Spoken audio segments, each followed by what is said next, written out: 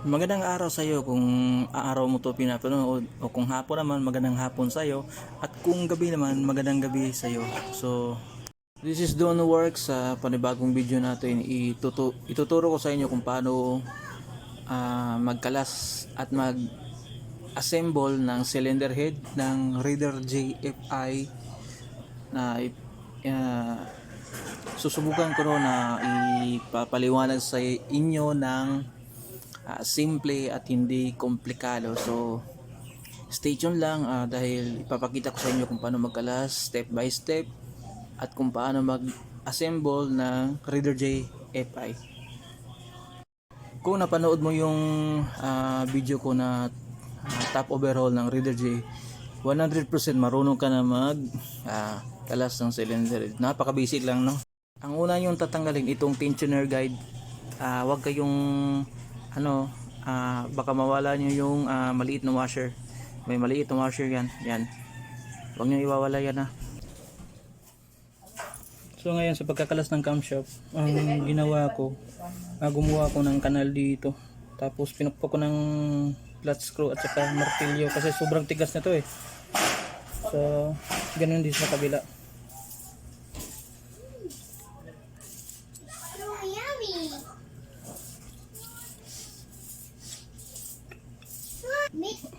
Mayroon kayong pang ano dito, pang sapin sa ilalim, yung extra martilyo or rubber mallet dito. Tapos pukpukin nyo ito ng impact drive. So sa impact drive, ganito ang twist nya. Ito yung pangpahigpit at ito yung pagpaluwag. So i-search nyo lang sa sa YouTube, marami naman tutorial kung paano gumamit ng impact drive. So ito yung paluwag. Okay, wag nyo iwawala yung camshaft retainer at saka yung bolt. Yan. Next, ang tatanggalin natin is yung rocker arm shaft ng exhaust. So kuha lang kayo ng 6mm na bolt. 6mm na thread. Ito. 6mm. Tapos clockwise.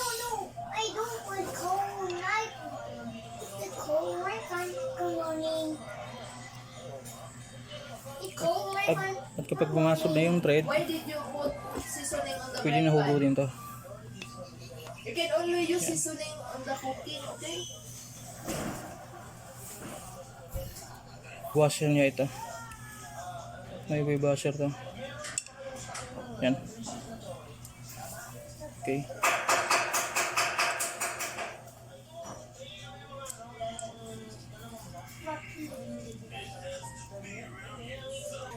$4mm na allen. Yan.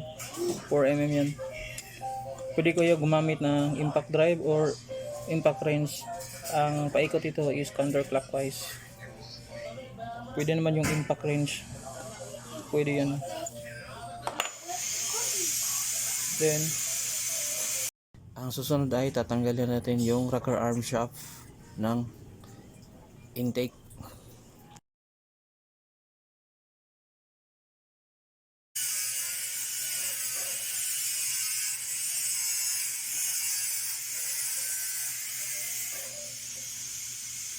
Sure.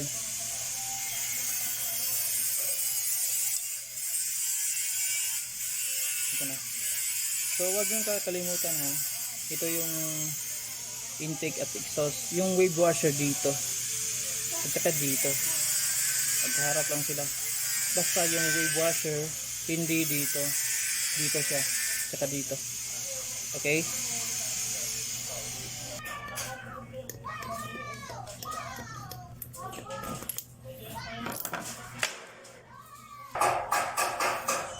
Lagyan na sa lalim. Dito na. Yan. Ganyan. Huwag nyo iwawala yung lock dito, ha. Kasi mahirap makahanap ng ganito. So ito. Pukpukin nyo lang ng konti. Konti lang, ha. Konting pukpok lang. Tulad nito.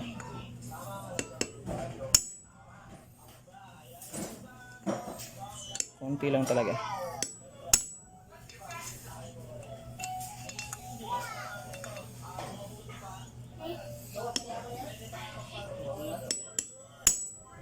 Yun.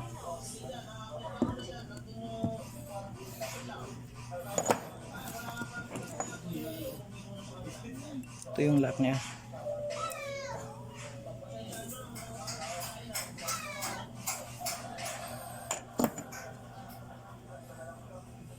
Ito. Yung spring na malapit yung agwat sa baba yan. Yung malayong agwat sa taas yan. Yan.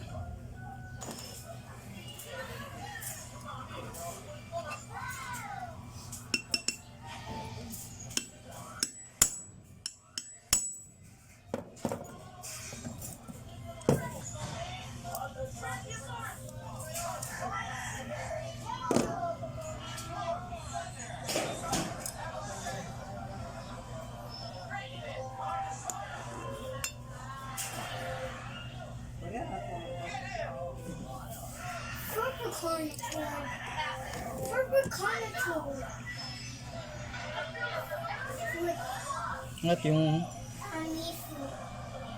valve, pusukin mo lang. Oops. Nagdag. Kaya yung intake. So, ganun lang mag-disassemble ng cylinder head ng Raider JF. So, papakita ko sa inyo kung paano naman yung assembly nito. So, sa assembly ng cylinder head, no, ilagay nyo na yung dalawang intake, isang intake at saka isang exhaust. Una natin install yung camshaft.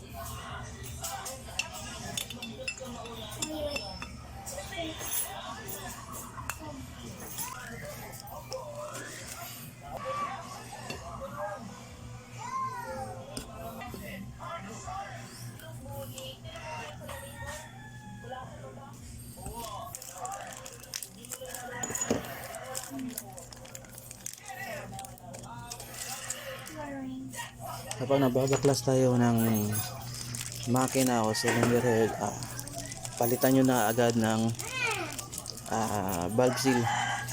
Basta nagbabaklas kayo, every time na magbabaklas kayo, palitan nyo ng valve seal para hindi na pabalik-balik yung yung gawa natin. Basta tatandaan nyo, kapag nagbaklas kayo, palit ng valve seal. Okay?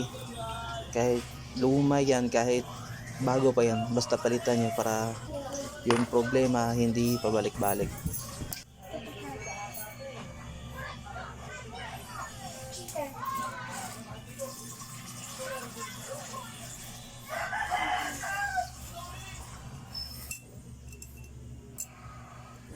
Sa pagkakabit po ng valve spring ay yung pintura nasa ibabaw po.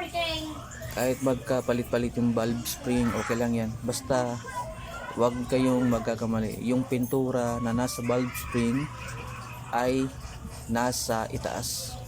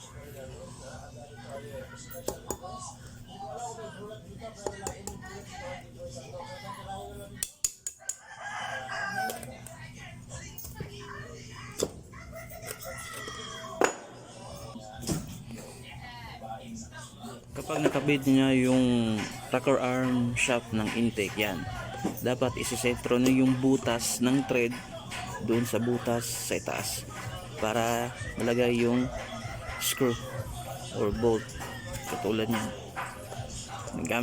Gamit lang kayo ng 4mm. Pwede nyong gumamit ng impact wrench or impact drive. Yan. Anong available sa inyo, pwede nyo gamitan ng impact drive or impact wrench, okay lang.